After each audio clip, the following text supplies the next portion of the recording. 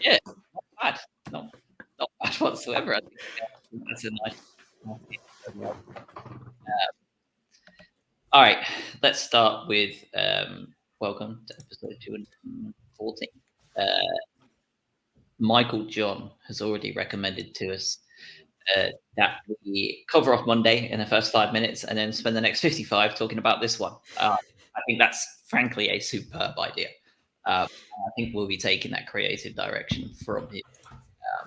So, first of all, Adam, Craig, how are you? How's your week been? A bit of a roller coaster in the football world. People even, playoffs starting, relegations happening, promotions happening, and then for us, we've also been dicked by Dyche Ball and now just ruined Arsenal's entire season. So how are we feeling? Yeah, good. I think this is kind of a blessing in disguise. We didn't go live straight after the Everton game because we've certainly changed our tune now. But yeah, pretty good this end, especially after that. How about yourself, Adam? I'd be even better if I could hear a damn thing. My headphones are just like keep cutting out, so I can't actually really properly hear. The week, this has been an intense week. I have an admission to make. I was busy during the Everton game, as I told you guys, and then I kept getting updates while working, and saw the score, and I could not bring myself to look into anything about the game nor watch it at any point. I'm just pretending it didn't happen. So the recommendation of talking 5 minutes about the Everton game, my contribution to that may well be 5 seconds, because I can tell you that a game occurred and what the score was, and I never want to think about it. It's not the most controversial opinion you've ever had. I really have no real interest in covering it either. After what we've just witnessed, I expect, to be honest, I'm not entirely in tune with the kids these days, but my ear is slightly enough to the ground to be aware that probably most people listening to this don't want to spend much time on the shit show that was last Monday, after what we've just witnessed. So let's just summarize the Everton game, shall we? It was probably what you would constitute as the perfect storm, where everything that could go wrong did go wrong. The classic early goal within about 37 seconds. The classic low block counter attack that was just like chef's kiss, Sean Dyche like masterclass, and it looked like we had basically had to play about 7 games in 30 days, and it came back to haunt us. It looked like, I suspect that De Zerbi probably told them to not spend too much time thinking about it, which is probably a good excuse to not spend too much time ourselves. Craig, what were your thoughts? Yeah, I think you're spot on. I feel like Sean Dyche has got our number, especially from last year as well with the Burnley game. Like it just got bullied, really. And yeah, I think we don't really need to speak too much about that. I think there's some tired legs out there, the injuries, the early goal, like you said, everything that could have possibly gone against us did. And you come out of that game and you're like, right, let's hope that was a blip, right? And just say, I hope that was a one-off. And thankfully it was. But at the time, you kind of think, well, we've gone off the rails here. But yeah, bullied, counter-attacked, just the perfect storm, like you said. I'd rather not talk about it.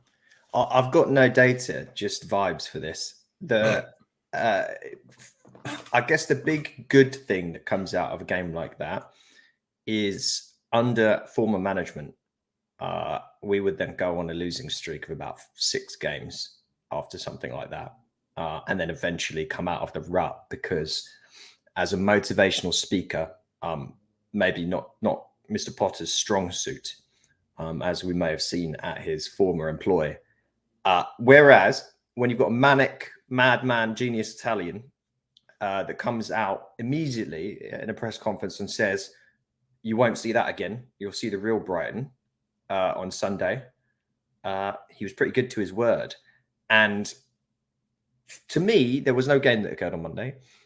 We just went out and beat the team that people crowned champions not that long ago of the Premier League. And we embarrassed them. And this was the final bottle service at an incredibly long, expensive night at the club for Arsenal. We wheeled them out. I don't. The Americans listening that have the misfortune of going to nightclubs. If you've ever seen in the US, they do this thing where people like wheel out these over expensive bottles of liquor and champagne. They pay like $600 for like a bottle of vodka, and a bunch of girls scantily dressed come out with sparklers and like drop it on a table. That's what we did to Arsenal, but no one was happy at the Emirates about it, and they'd all left. Those are the vibes that I'm enjoying right now. Monday's game didn't happen, but I do think it is funny that we called it on the last podcast. We were all like, we're gonna lose against Everton. I don't think we predicted how badly we would lose, but I think if you turn around at that point, if we said last weekend you're going to come out of this week and you'll have conceded 5 goals in this forthcoming week, and none of them were to Arsenal, you would have been called categorically insane. But here we are. This is Brighton and Hove Albion Football Club. Yeah, you're not wrong. Arctic Temper in the chat stating that Everton didn't happen. Anyone who says otherwise is a Palace fan. Lewis, I think, asked if we were going to go live about 8 minutes before we went live, and now he's posting question marks. Lewis, can you not see this? We're live. We're here. Maybe he wants to do a full deep dive analysis on the Everton game. I would recommend starting your own channel for that, Lewis, and we'll link you to the listeners for that one. Yeah, it's classic Brighton, isn't it? Really, and really par for the course here. I think we would have all took 3 points from our next 2 games, right? Like 3 points against Everton, nothing at the Emirates. That's okay, great. We'll take that. In typical Brighton fashion, we absolutely do not do it the easy way. And here we are on the back of this 3-0, absolutely dicking, let's be honest. Because there was never a point in time where Arsenal looked like a sort of team that should be chasing for a title. Like, we went to their own home and just walked in and acted like we owned the place from the minute we started. It felt like, to me, almost a very similar thing, Adam.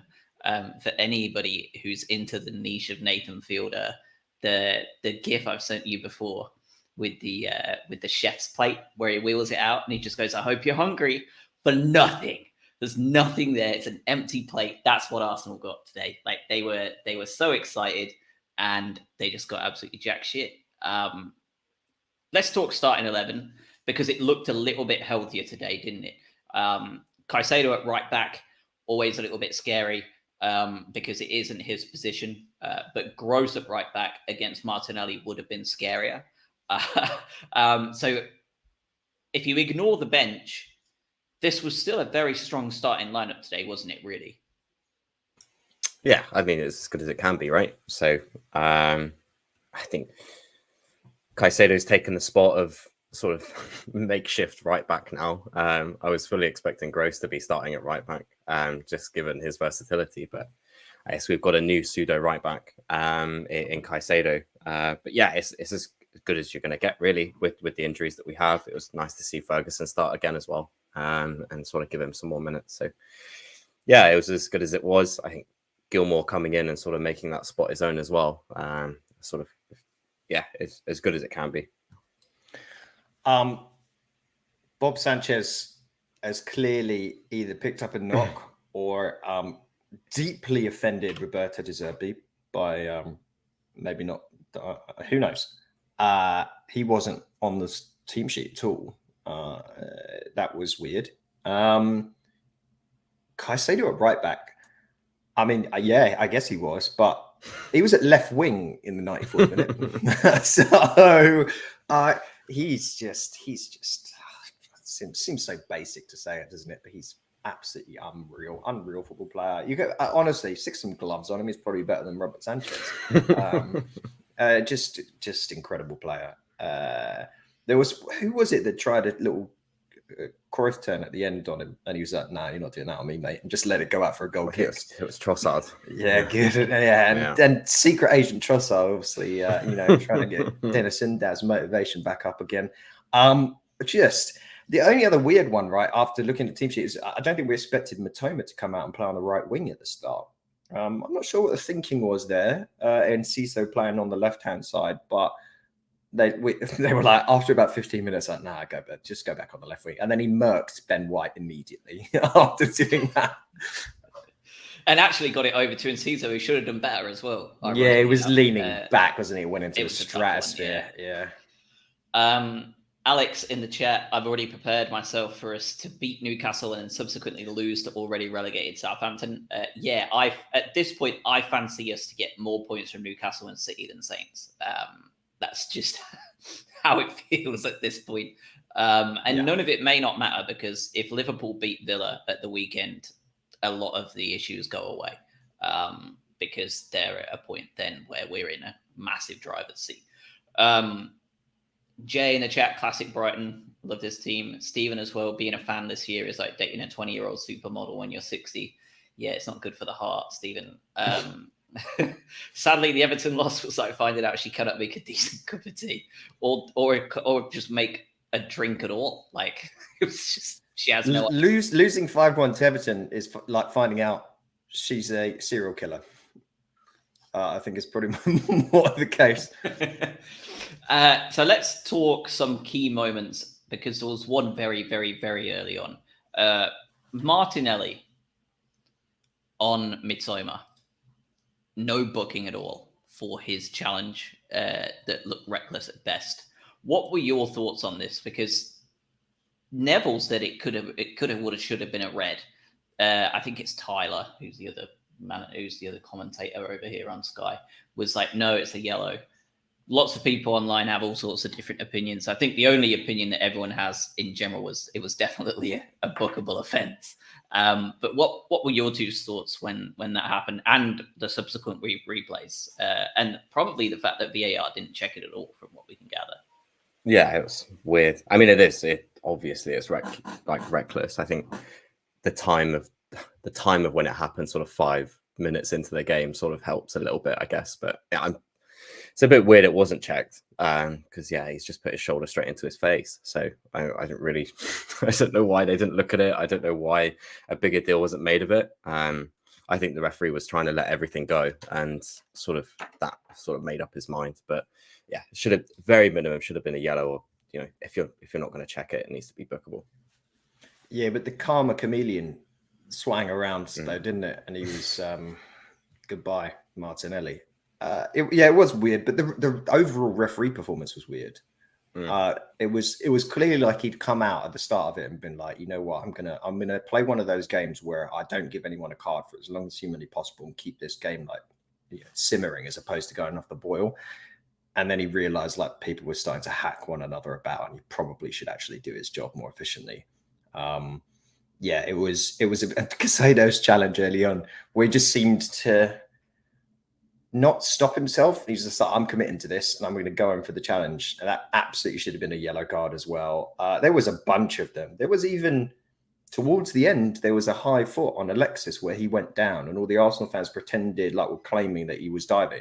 I mean, he was just completely studded in the ankle and nothing was done about that. So it was fairly weird all around. But I mean, I just want to add quickly one thing that amuses. Apparently, just come out on Sky Sports. Dennis Indavs is quoted as saying, "The manager showed us a Michael Jordan video to show us how he motivated himself each game. He showed us after the defeat by Everton, and I think it was the right choice to show us the video, and we showed how mentally strong we are today." I guess hopefully he showed just a bit of that meme that's come out where it's Michael Jordan saying, "And I took that personally," because that's what the Everton game felt like coming into today. It was just Space Jam. It was just Space Jam. Yeah. He doesn't know. Yeah. He doesn't. Undav doesn't realize, but he's like, look, like he actually believes that Michael Jordan saved us from aliens. Now that's Undav's like canon history in real life. He thinks that's what happened. I mean, if he's to be honest, his chips seem to get head up into the stratosphere, into space, and then land back down perfectly. Undav, so that's two incredible chips he's pulled off, isn't it? It's not like he scored a flurry of other goals. I saw a fantastic tweet today, and I'm sad I can't give credit for it now because it was all just moving so quickly at full time. But someone said that Undav was the perfect seagull because he just loves his chips. Oh yeah, and that's just perfect. Fun fact as well: they have only lost 2 games at the Emirates now.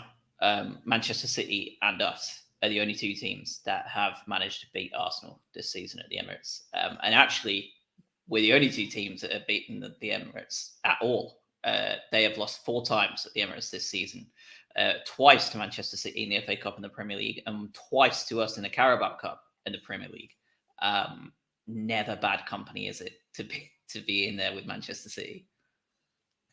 It's pretty good, isn't it? Yeah, I mean, got their number, I guess. I never liked playing Arsenal, but the form and the results say otherwise. I don't know what it is. I can't shake it, but yeah, I mean, it's just impressive. Like you said, it's the perfect response from Monday, which didn't happen, by the way. So yeah, I mean, and it's just the way that we did it today as well. It's just another thing as well to get the 3 points, but also just to sort of, that's just not embarrassed, but just, you know, walk in there and take 3 points like we did. It's just it's a statement. I mean, they should be embarrassed though. Well, they are. I was they all gonna say left the same thing. They were full of voice, like clamoring onto so many straws. The hope that Man City might slip up and they're still in with a shout, and we destroyed their dreams today. And there's nothing really better than that in football, to completely crush the spirit and hope of another side, especially Arsenal. And to do it in the manner we did, right? Like, I think we ended with about 59% possession, but there were at times long stretches where we were in the 70s. They were relegated to 68% pass accuracy at one point. I think that was just before half time. That's shocking. We did go in there and embarrass them. It was a really awful first half, though, I thought. Horrendous. In terms of actual quality, we held the ball a lot and we completed our passes quite well compared to them. But it was all within our own defensive third. It felt like we just were trying to survive their press. And when they did manage to press successfully, they did absolutely nothing with it. It was a really ugly 49 minutes of football, wasn't it? It's like both teams employed terrorist ball, and just that was all it was going to be. It was cagey, wasn't it? I think, yeah, it's ugly, and sort of just challenges and the ref letting everything go sort of just meant that it was just a complete breakdown of football, and wasn't nice watching even for the neutrals. So yeah, thank God the second half went a different way. But it was there was an interesting sort of little ebb and flow to it too. Neither side could really get comfortable, because the press on both ends was just ridiculous.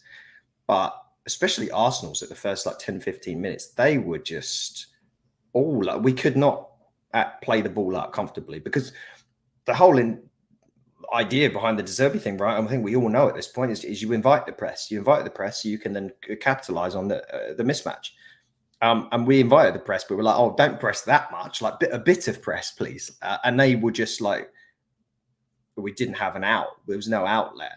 And I think has to have been a conversation that happened at half time, where not only did Arsenal obviously tire in parts, you can't do that for 90 minutes, but there was this clear move to being way more wedded to route one and way more wedded to a long ball.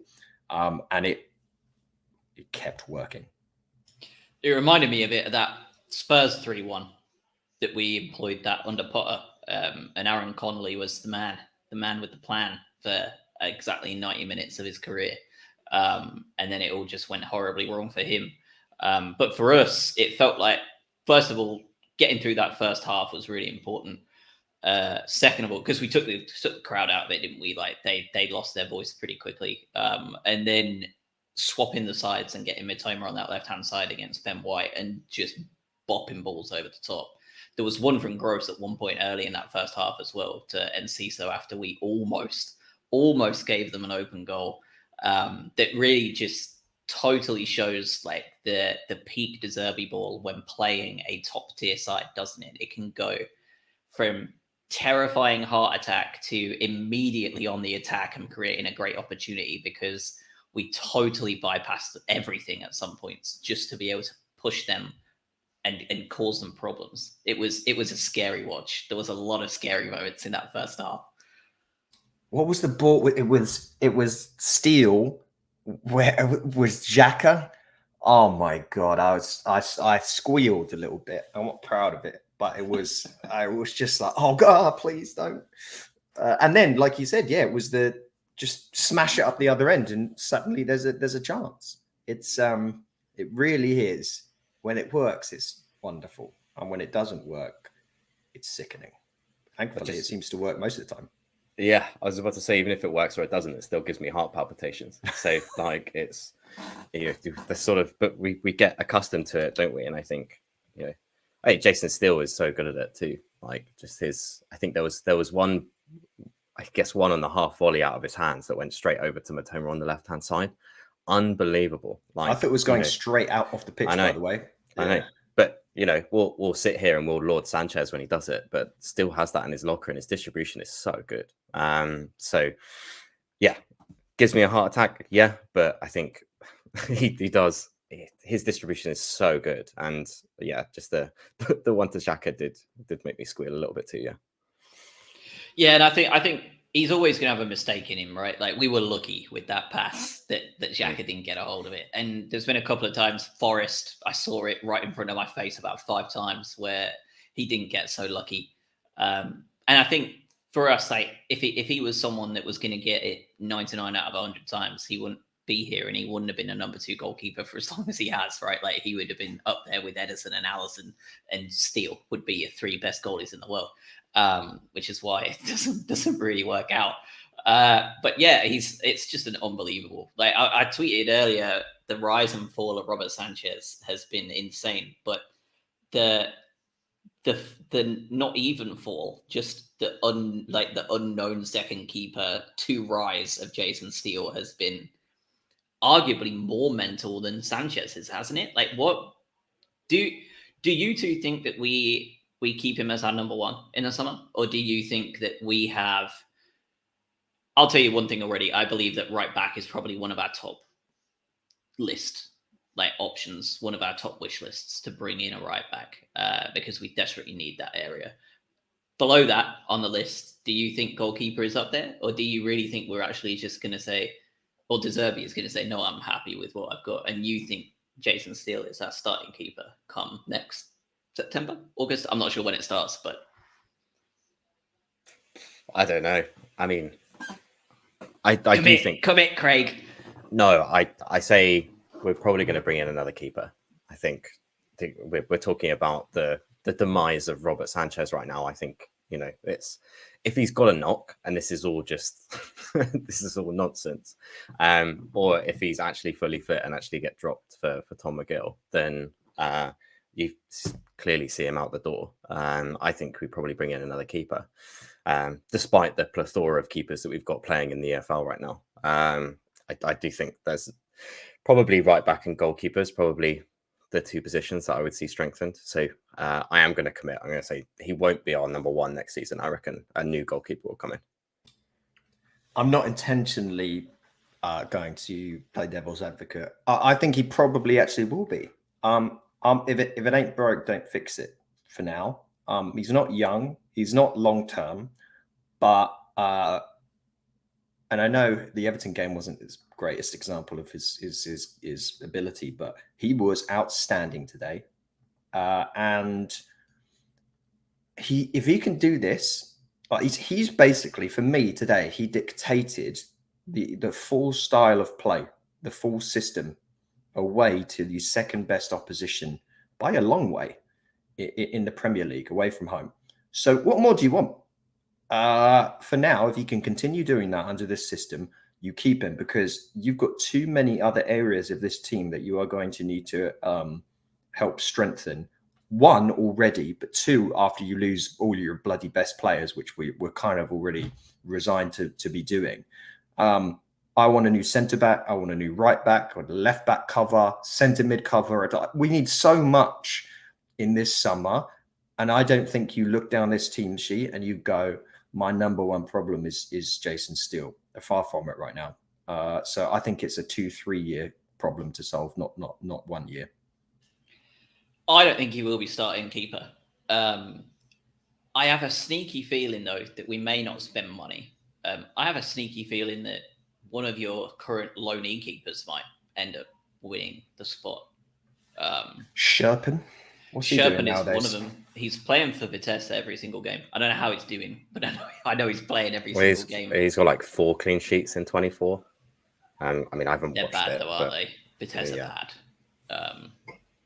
I think that's more the team than him. Because one player I have like seen a lot of in general, like random like Reddit threads and like Twitter threads as well, is Seema at Angers. He's been playing a fair bit since he got over it. He had an injury. I think you mean Angers? Angers, whatever. I have no idea if that's how you say it. I hope it's neither now. Yeah, it's probably right. Angers or something. Yeah. Yeah. Yeah. So I've seen a lot of people talking about him and how well he's played for them, and they are like a Derby County level performing League One side. Like they're so bad. And he's like their top scorer on 5, I think. But he's one of those players that it would be really worth keeping an eye on. And for me, I think like Sherpen, and you've got a couple of like Rushworth is also on loan, I think at Lincoln, and he is getting like unbelievable review. Like people think he's the best goalkeeper to ever grace League One. Like opposition fans are saying that every week. Like they just say he's the best goalkeeper I've ever witnessed in this league. Every other week you're seeing it. I think there's a strong chance that one of them could beat him out. And at this point, I feel like we've got about 8 goalies under 21 that are all playing regular first team football somewhere. It's a hell of a position to have a lot of competition for, but he's not going to be easily slotting straight back into it, I don't think. I don't see one of these youngsters coming in though and taking, like, I just don't see why you remove them. I really don't, like, as in I don't see where you remove Steele. Sherpen's what, 6'8". He has a pass success rate of 58.7% this season. Vitesse are crap, but that's crap. Like 58.7%, you can close your eyes. It's basically the same result. Yeah, but you've got to remember what Caicedo's stats look like at Beershot. Yeah, before he came. True. I think this is like an old regime signing. Maybe I'm completely off there, but I think a 6'8" keeper that's probably, not maybe the best with his feet. Well, maybe he's like the Peter Crouch of goalies, but I don't think that's the prototypical De Zerbi guy. But yeah, maybe one of the other youngsters. I don't know. There's too many other holes to fill, and Steele's been excellent. 4, 5, 6 minutes in to the second half, and whatever Arteta's game plan was shattered in front of him after what was one of the weirdest goals you'll see from this Brighton side this year. I thought for sure that it was going to get disallowed because it looked offside. Like it just looked like he was so far ahead of everybody that it was going to be offside. The only thing I was obviously bearing in mind was that he could well have been behind the ball, but it happened so quickly that I couldn't really see. But they didn't really celebrate either, did they? It seemed very no drama, no nothing. Although Enciso still did about 86 celebrations, he even did them like chill and quietly, didn't he? But one great play by Mitoma to slot in Estepinian. Great play by Estepinian in general, who I thought was unbelievably good today. And then great moves from Enciso, just spots in the box, like to just pop it into the back of the net. And I think we probably deserved it, didn't we? Deserved it. Yeah, I think so. I mean, we talked about the first half being pretty cagey, but I thought we started the second half well and just sort of carried on, keeping on. And Enciso's just crazy. I think at 19 years old, and obviously he's got a few goals to his name already, but just his general play and being able to be in the right position, right space at the right time, scoring a header at 5'6", that's pretty good as well. So, but yeah, I think it set the tone for the second half. Obviously, I always thought during this game, if we do get one, then it could be a lot more comfortable. That's just one of those, and sort of just saw the game up from there. But yeah, you make the chance and we score. You're right. Like they didn't really celebrate it. I'm just waiting for something to disallow it, I guess. But yeah, thankfully they didn't. VAR PTSD for us Yeah. in a very big way. Every goal we score, I'm incredibly suspicious. I think it speaks volumes that the players are too. Yeah. Yeah. Like, what did we do wrong? Go on. Just disallow it. It's against Arsenal. Get rid of it. Yeah. And Cisse was weird. He's such a sort of like enigmatic player in that you can probably go around 3 different players. He's popped up here in a great position as a centre forward heading a ball in from a weird like boppy cross. I was saying to you, and Stephen just brought this up in the chat, he's kind of got the Mope attitude but has talent, unlike Mope. He's our rat. Like, and I say that in a complimentary way. Like, he's the guy that gets cramp and he rolls onto the pitch and like just takes the long way round to get subbed off. Like, he is a menace. He didn't just roll; he slithered. Yeah, he did. He fully got on his belly and slithered on. But we talked about that recently. Like, we need it. We need think how the difference for me is night and day between how we played a year and a half ago, and then how we play now in terms of wiliness and the ability to shithouse a little bit more. And you see that with Steele, and you see that with the ability to waste time, and you see that with Enciso. And that's the difference between a side that is naive and talented, which is what we had before, and a side that's now talented plus knows a bit of gamesmanship. And that can be the difference in some areas here. Bizarre goal, but good for him for being in the right place. It was his like stats and things today are very questionable. I think he's like he always tries the speculative. So his like pass accuracy, I think, is like 60%, 61%, like by far and away the worst on the team. If you give Enciso the ball, he's going to do something magical, or it's just going to go to the opposition. But you expect that with 19 years old, and you just think, what's this kid going to be like at 24? And we saw a player like that on the other side of the pitch, didn't we, today, with Leandro Trossard coming on. The difference is he's 28 now. Started like an absolute monster, didn't he, for Arsenal after signing for them. And rightfully so, has still never really been able to take the spot off of Martinelli or Saka, which I don't think any winger in the world will be taking it off of them. So it's not kind of a slate on him, but not his best day at the office today, was it? He was pocketed by Caicedo. Mitoma enjoyed getting stuck in as well, and Ciso wound him up a few times. It was a sad return to playing against us, really, wasn't it, for Trossard? I don't think he expected to come on as soon as he did, but he really struggled today, and I don't think it helps that most of these players know exactly how to get at him.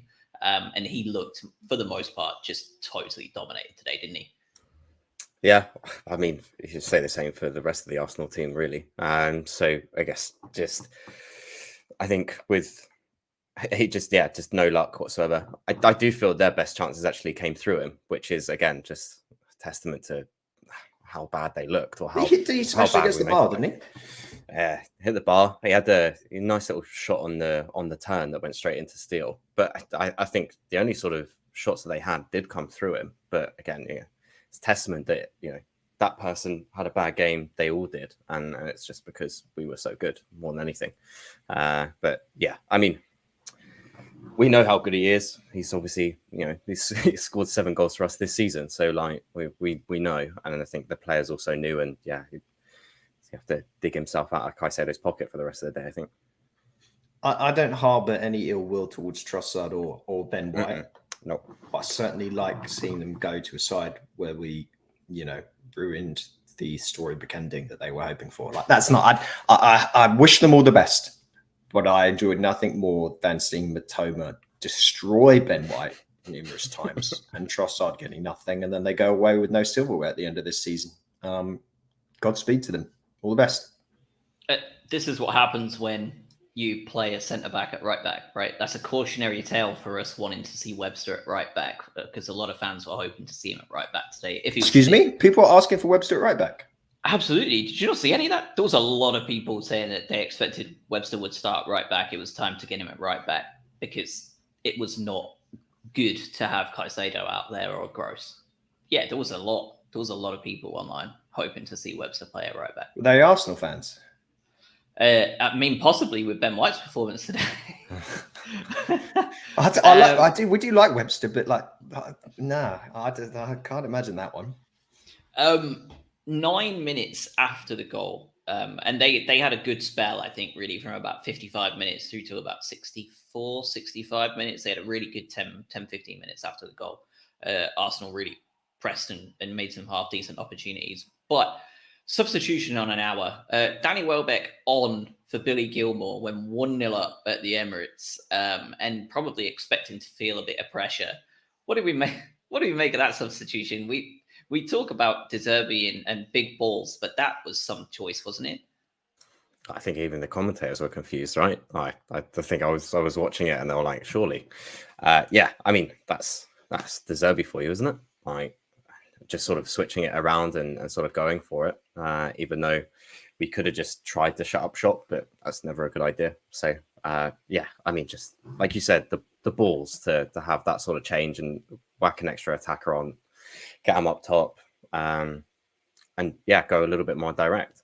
Sort of definitely helped. And then having two centre forwards up top doing the pressing as well, obviously sort of helped push them back a little bit. But yeah, it's one of those at the time you're like, what on earth are you doing? But yeah, it worked. So that's why I'm sitting here and De Zerbi's knee sliding. So I think it seemed weirder than the reality of the change, though. Like when it happened, like, because I think at least we basically just moved Mac back, who was playing further up, and he took Gilmore's spot, and then Welbeck just basically played the number 10 role and kind of took over Mac's position. So it wasn't like for like, but it was a switch. Clearly, he wanted to see maybe a little bit more of Mac on the ball, and maybe he wanted to see, Welbeck's guile up front a little bit more, where he can create more. And he is excellent at that. You saw that part way through. I think I messaged at the time.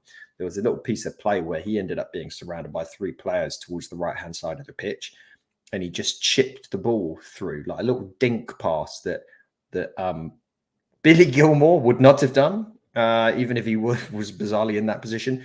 And then I think that was when Mac had a really nice shot that just went wide. He's excellent at doing that. But yeah, it was a decent like strategy swap from De Zerbi. And Evan Ferguson is settling in very nicely at 18 years old into the full-on Harry Kane role, isn't he? He is everywhere. The amount of times he picked really deep today and kept a hold of it, won some great fouls, distributed the ball really well. He's basically playing just about everywhere in the final third and the middle third. And he's doing such a good job because it's allowing those wingers to cause so many problems today. They just stretched that back line. It's just astounding to think this kid is 18 years old, isn't it? Like he came in today at the Emirates with all the pressure on him, but like he's been doing it for years. It is crazy, isn't it? Just I think it's obviously he's got the talent and stuff like that, but I think it's just that mentality as well, and knowing the game, football IQ, I think they call it. Yeah, it's so good, and I think we've said a couple of times on these pods just how much we might rely on him, even though he's 18 years old, and you're asking him to lead the line in a team that's 6th in the table. So again, we have to reiterate how young most of this team is as well. Like, it's not the only 18-year-old in the squad, and you go to the Emirates and just pump them 3-0 with a few teenagers on the pitch. It's incredible. Yeah, Ferguson's fine, but Dennis Undav, one of the greatest strikers of our generation. There's the guy comes on 81 minutes in. He ends up having 3 shots. All 3 are on target. He only has 10 touches on the ball and scores. Evan Ferguson didn't do that. So for me, Dennis Undav starts immediately. I'm kidding. Obviously, Ferguson's fantastic. But I tell you what, it's nice to be able to start seeing, and we talked about this quite a while back at this point. Like, we can't just rely on this kid. He's fantastic. He's going to be an incredible, incredible talent. He already is. But like, we need more. Welbeck can't play. He's injured. We need something. Undav is giving you something now. Like, he is. Like, he's showing that. You bring him on now and you're not embarrassed. I was before. I was like, this is God. We brought Undev on. We are just lob the kitchen sink on there and buy a lottery ticket because that's what you're doing when you bring Dennis Undev on. It doesn't feel like that now, and that's fantastic.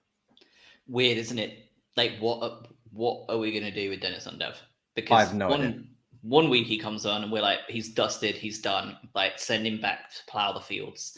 And then the next week he's coming on and chipping Ramsdale but he's basically getting the assist for the third goal too, right? Like the hockey assist off of the keeper, off of Ramsdale's superb save. Something that I've talked a lot about is when Jason Steele makes those saves, he has a really good technique of getting the ball out of dangerous areas.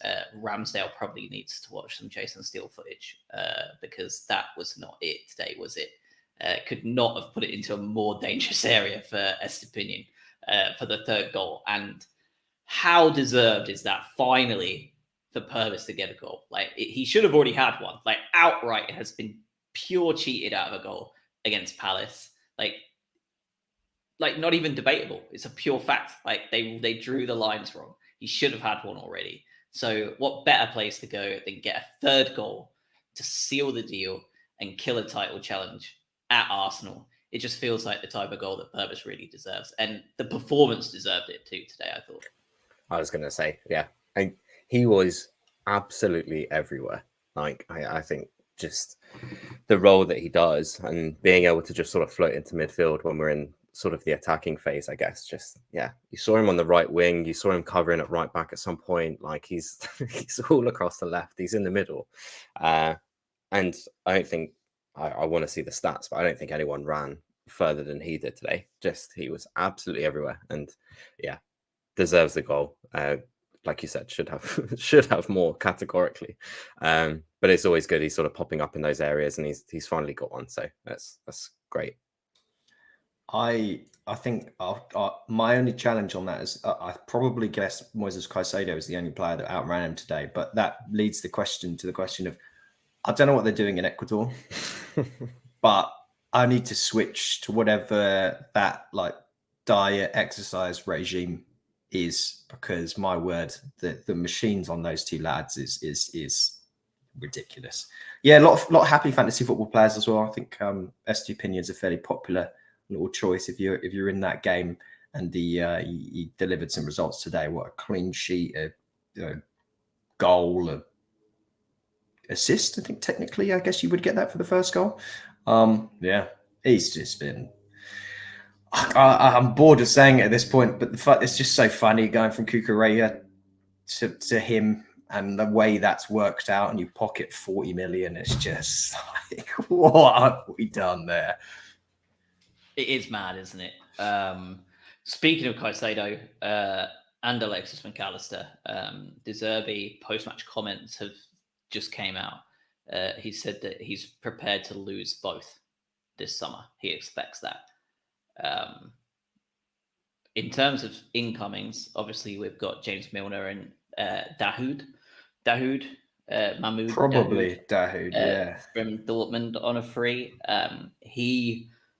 His intangibles look very much like an Alexis McAllister type signing. Just what will we do without Moises in this midfield, though? Where the hell do we go from here? I'm assuming we're just going to sign someone that I've never heard of before in my entire life, and he's the best defensive midfielder box to box since Patrick Vieira. Like, that's the only thing I can assume is going to happen. If we knew that would ruin the beauty. But yeah, I mean, I'm already really, really excited by this sign. I'm very, very much. The idea of losing Caicedo and McAllister in the same window is nauseating. But I do think I think we all know as fans, we're expecting that. I'd be more surprised if one stayed, as much as that would be fantastic. I just don't want to lose Mitoma or someone else in this window that you wouldn't expect, because suddenly you're then just like, oh my God, what do we actually do in that instance? But Dahoud comes very highly regarded, doesn't seemingly fit too well into the Dortmund system as it currently stands. But I mean, my general analysis of him is he was a Football Manager superstar from a few years back, and that never fails, ever. Javier Saviola being, the other. And we've got João Pedro, which we already know is clearly going to be a super exciting, more forward position. But again, you brought up the lone players. Don't forget players like Abdullah Sima that can come in as a winger. Ayari, we've not seen much of. Buenanotte, we've seen glimpses of. Adingra is doing incredible stuff at Saint-Gilloise. The conveyor belt didn't stop this year. You're just not looking in the direction. We're not just observing it. So we'll see. Just real quick, because this is just one of my favourite things I've seen. De Zerbi was asked about Undav, saying he showed Brighton's players a Michael Jordan video after the Everton loss. De Zerbi's response to that was, Undav speaks too much. letting the secrets out. It's just superb. I love it. I love it so much. Yeah, he says, so his exact quote was, we have to be prepared to maybe lose Alexis McAllister, maybe lose Caicedo. I think the best option for Maitoma and Estepinian is to stay with us. They are not ready for the big clubs yet. That's what he said. Absolute shade on Villarreal, I'll tell you that. Like that. Yeah. So it's going to be an interesting summer. £70 million, is that the right price for McAllister? I think that's probably whereabouts we're going to get. And I think we're probably going to get a little bit more for Caicedo at this point after pinning our price to the master on January. I think we're looking at 80 plus. We've already spent 30, right, on Pedro, which is just a little bit more than we got for Graham Potter. So we're not really too far in the red there. And we haven't even covered the Cucurella spending yet, or the Trossard deals. So in terms of spending in the summer, we're probably going to be looking at getting about £160 million for those two central midfielders, as well as the 30 million for Trossard, as well as the 20 for Potter, and as well as the 62 for Cucurella. I can't even add up all those numbers at this point, but we're probably looking at about 250 million quid that we've brought in over the course of this year. We've spent 30 of it so far. Unpopular opinion, but I think we're going to spend a fair bit of money this summer, and I'm not sure that Pedro will be the last record-breaking transfer. Probably not. No, I can't see it being too much higher, but I think you're going to see a quantity of profile signings. I guess that would be my expectation, that you'd see 2 or 3 come in at the 25-30 million price tag. I can't see it going astronomical, but it's weird that Basuma even left like this time last year as well, but you've got that money too. It's unreal, really. And I think, yeah, there's going to be obvious strengthening. I think De Zerbi's been quite vocal with his his plans and what he wants. So we'll see. But I think, yeah, we'll definitely see some money spent. I think there's no other way. And I don't think we're going to break the model, right? I think we're just going to push it up a gear, is my thought process on that. So I don't think we're going to sit here and start splashing a load of money like some of these teams that are lucky enough to make Europe do and way oversaturate their squad, make poor signings, loads of wages, and piss the bed and go down and anything like that. But I think we're going to see it step up into overdrive a little bit this summer, especially with the players that we're possibly going to be losing. I can imagine that we're probably going to be seeing a fair bit of money spent this summer. Yeah, I mean, what was the net of the spend, the sort of ingoings and outgoings of the last summer? We spent, why is it in euros? We spent about 55 million euros on signings last summer, and we made 137 million. That's like what, 80-ish million euros left over. You then got 20 from Pontius Pilate and co. Off to Chelsea. So I know we're indebted quite heavily to Mr. Bloom, but we didn't spend all that money, as you say. Like there is a lot of money going around at the moment. So yeah, we're going to see a lot of new faces. I think the biggest one, my biggest regret outside of the obvious ones that we've talked about, is I am going to be very, very sad to see Levi Colwill go. He is not the finished article, obviously, makes mistakes. but some of the balls he plays today that we saw against Arsenal, he is such an asset, and it's going to be hard to replace him. For me, he's the guy above Webster at this point, which is shocking to say, given how good Webster's been for this club, and frankly, how old is Colwell? 20, but he's it. He's the guy. I just hope Chelsea continue to be stupid and sell him to us. He may well be. He's in my mind of one of those players we may well spend a fair bit of money on, frankly, and see if they're willing to open the discussion if we spend a little bit more than what he probably is worth. Chelsea have got to sell up in a big way. They have a lot that they can sell, but the issue here is that who wants to buy them? That the argument for me is that Colwell is someone that we want to buy. If you can guarantee that he's going to be shipped off for £35 million, and De Zerbi really, really wants him, I think if you're Todd Bowley and Chelsea, you're probably going to take that money instead of trying to find someone to buy 3 or 4 just utter waste men that are not fit to play championship football half the time. There's a rule now on obscene wages, and there's so many players that I think a lot of people have forgotten even play for Chelsea that are earning astronomical wages that just don't see the light of day and need to leave because they're in their way of doing business over the last summer is great, but you need to balance the books or they're going to be in a world of pain, and they'll create their own little Barcelona situation for themselves. Man of the match today, fellas? Who you got? You've got a plethora today. This is a lucky one. You're lucky we didn't record on Monday, boys, because this is a much nicer one to pick the man of the match for. I'll start. I'm going to go for best opinion. I just thought he was so good today. I think we've been a little bit critical of him previously, like he has off games, but today he was so on it. Just everything he did was so good. So, yeah. There's no wrong answer really for this question, is there? But I'll go for Purvis today. You want me to go? You want to give it a bash? I'll go. All right. For me, it's the man that has the haircut of a medieval peasant. It's Jason Steele. I just continue. I know there were some weird passes that made us all concerned, but there were more that completely split that Arsenal team and defined everything. And he was so superb of also like annoying the Arsenal players whenever he had the opportunity to completely slow the pace down.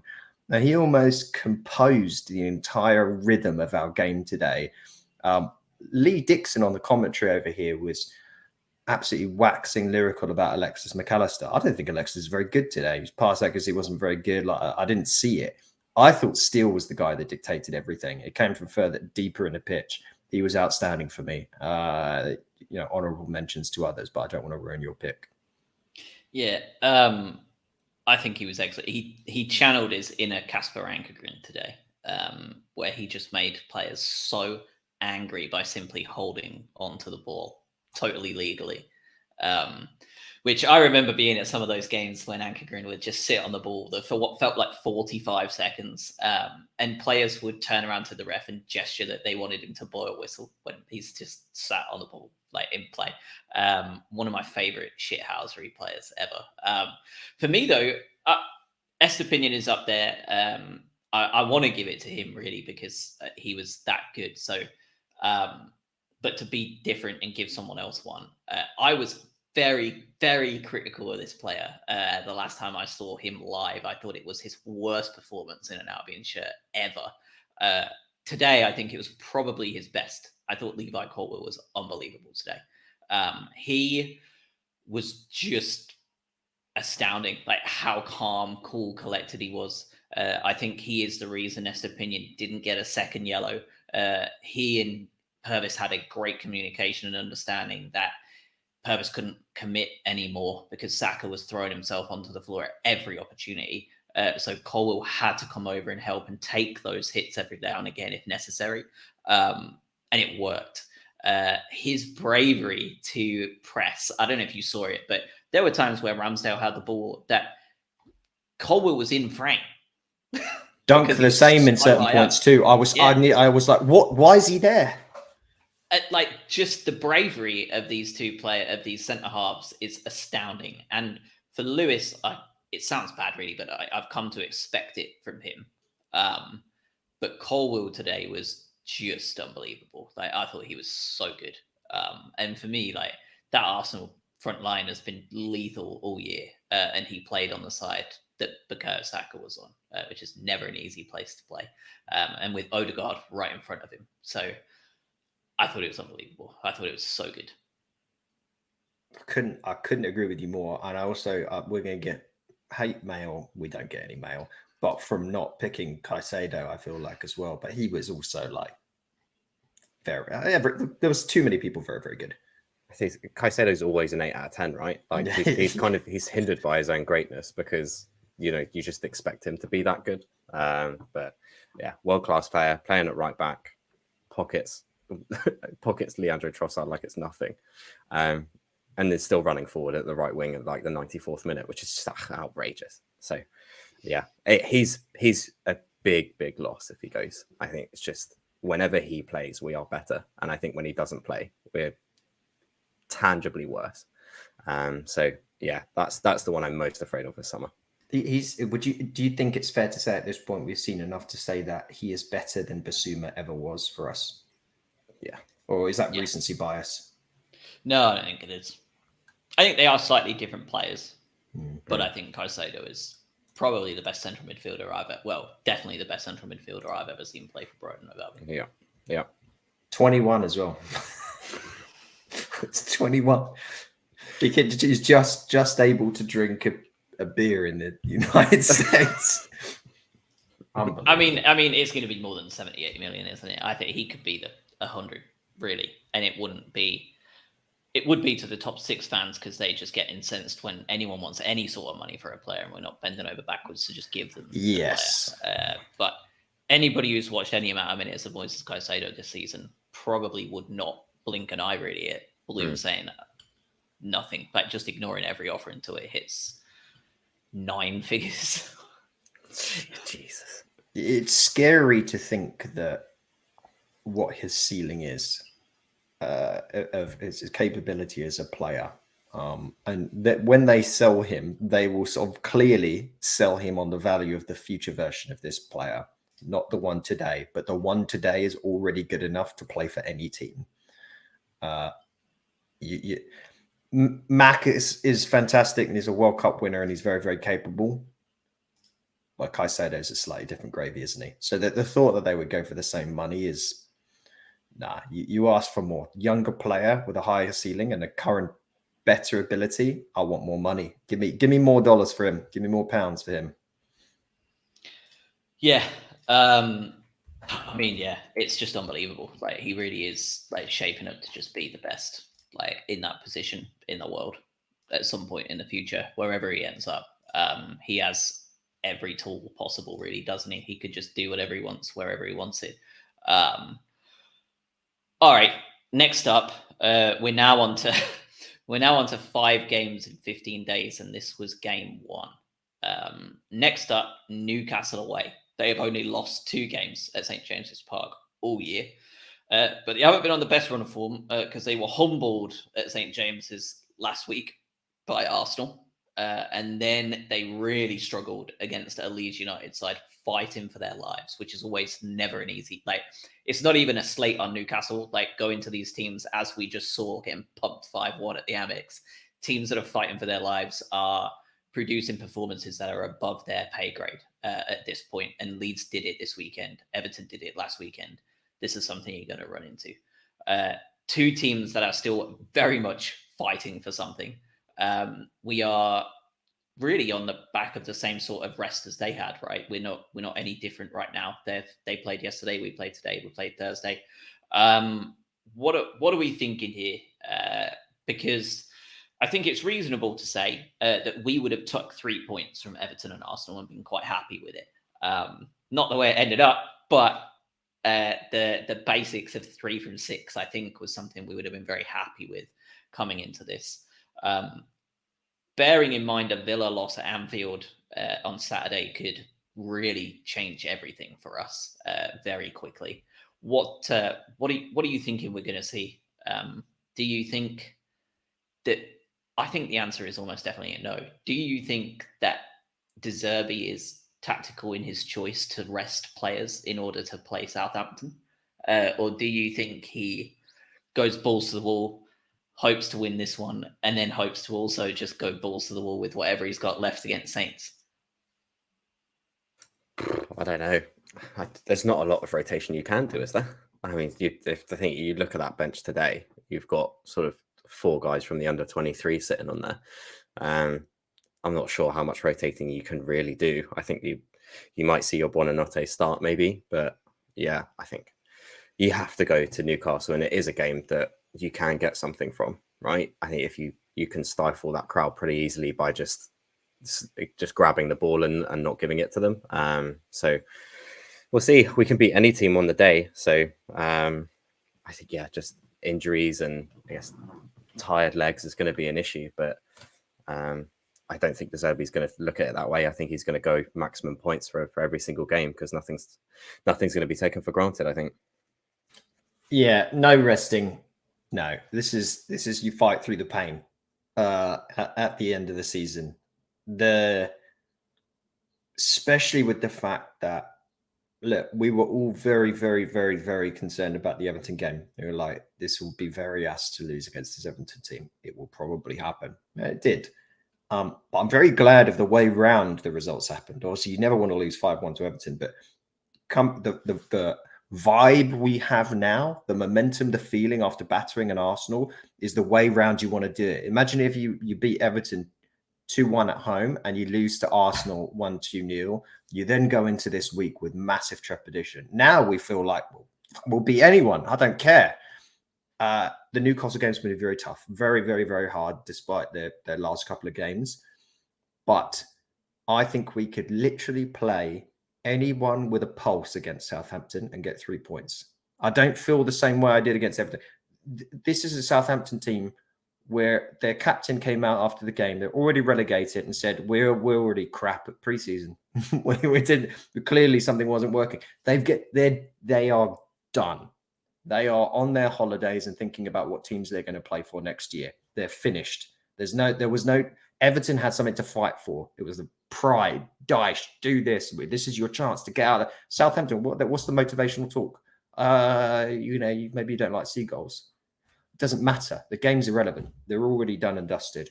So Newcastle's going to be, you put all of your focus on that game and then you go and beat Southampton anyway because they're fucking terrible.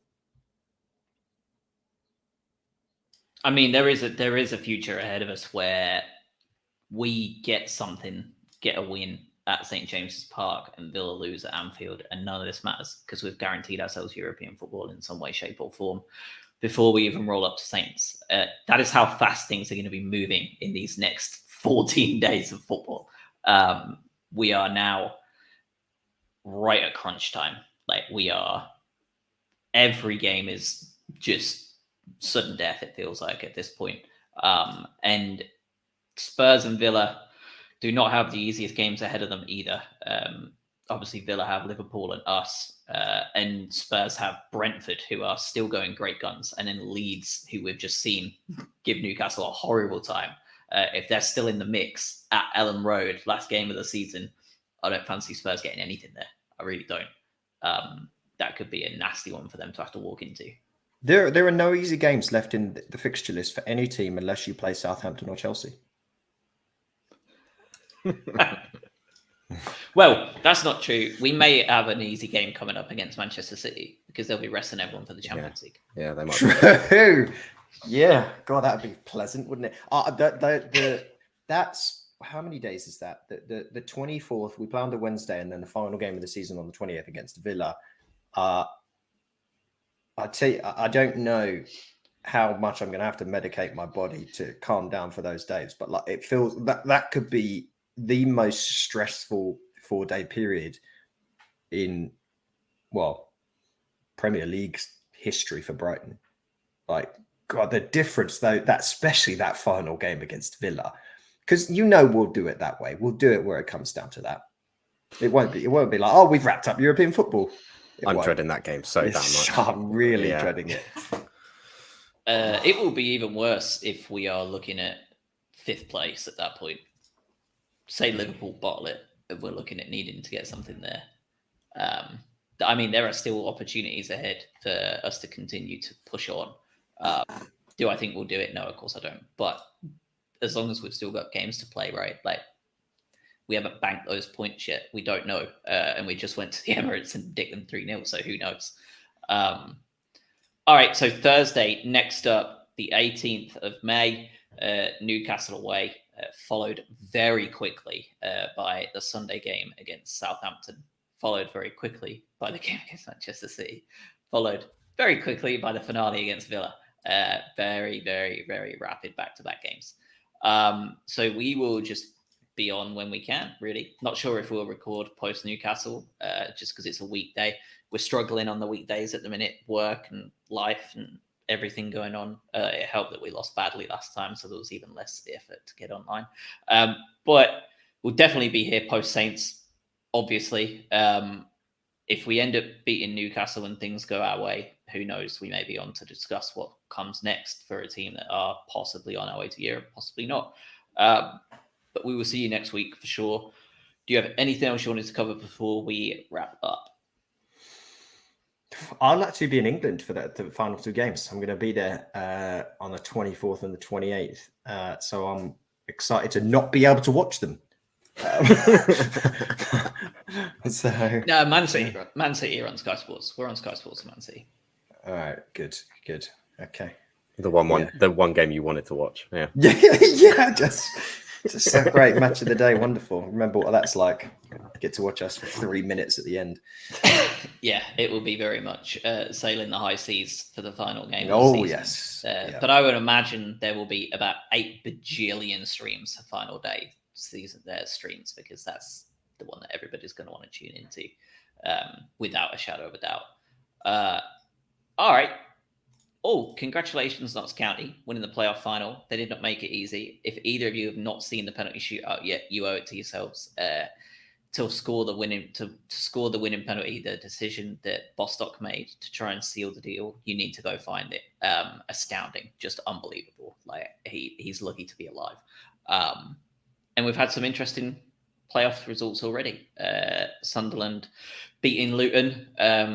I don't really want to see Sunderland come up. And then one of the worst games of football you'll ever see at Coventry and Middlesbrough today. I would love to see Coventry or Luton come up. Would you? New people? Do you like older teams that have been around the Prem for a long time come up, or do you like the fresh blood? Like, give me the new teams. I want to see that Luton ground in the Premier League. That's how I want it. I want to see United and City pop up at Luton's ground and try and get something. Yeah. I've got too much nostalgia from my first Premier League Merlin sticker album of 1994. Still calls to me, and I think it was in the league in '94. Oldham Athletic.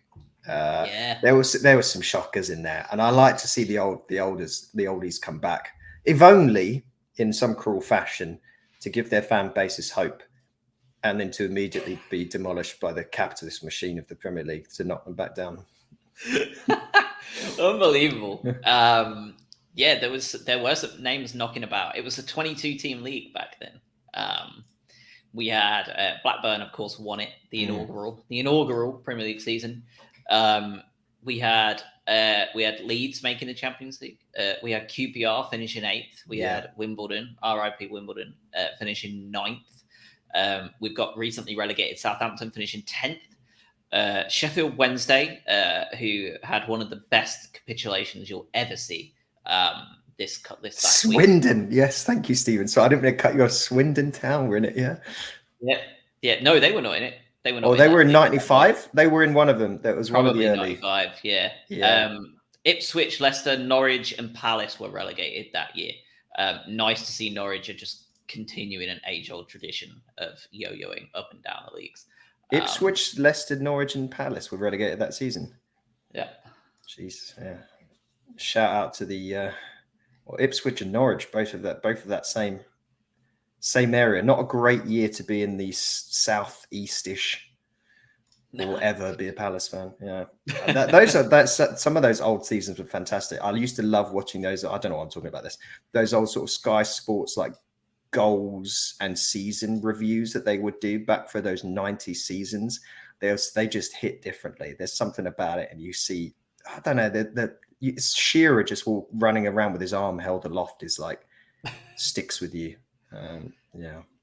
1993 season. Sheffield United, Oldham Athletic, and Swindon Town were relegated the year before the Premier League became the Premier League with its branding. Yep. There it is. All right. On that note, we will see you next weekend, maybe a little bit before, depending on the results. And have a good week, everybody, because these games are not going to let up now. So prepare yourself for the final phase of this emotional roller coaster that has been this entire season. Cheers all.